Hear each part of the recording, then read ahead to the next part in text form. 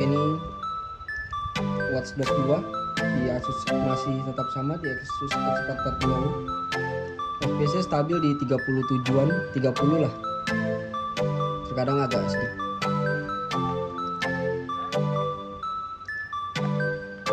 Tapi masih oke sih.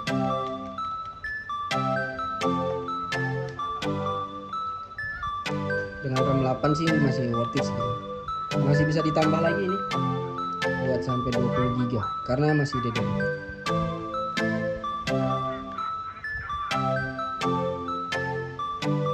Masih tembus di 40 ya.